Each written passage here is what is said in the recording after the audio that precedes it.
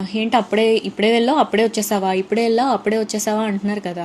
వచ్చాను మంచి మనీతో, మంచిగా వచ్చాను. ఇంకా ప్రాజెక్ట్స్ వస్తున్నాయి, ఇంకా మంచి డబ్బుతోనే వచ్చాను.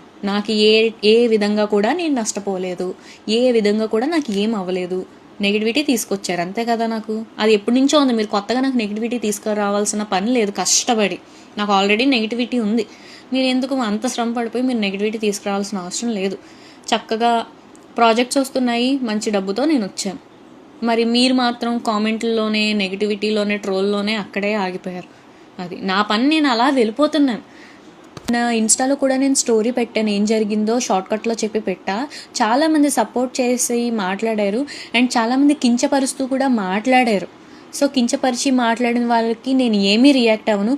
నాతో ఎవరైతే పాజిటివ్గా నా వెనకుండి మాట్లాడారో వాళ్ళకి మాత్రం చాలా చాలా థ్యాంక్ యూ.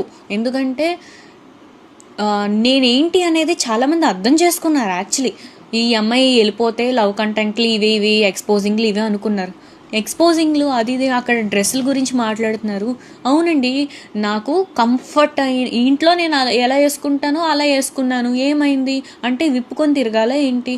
ఇప్పుడు రీల్స్లో అలా వేసుకున్నా ఇలా వేసుకున్నా అంటే అవును, సాంగ్కి తగ్గట్టు పాటకి తగ్గట్టు మనం డ్రెస్ చేసుకుంటాం. టెంపుల్కి వెళ్తే జీన్స్ వేసుకోం కదండి, టెంపుల్కి వెళ్తే శారీ కట్టుకుంటాం.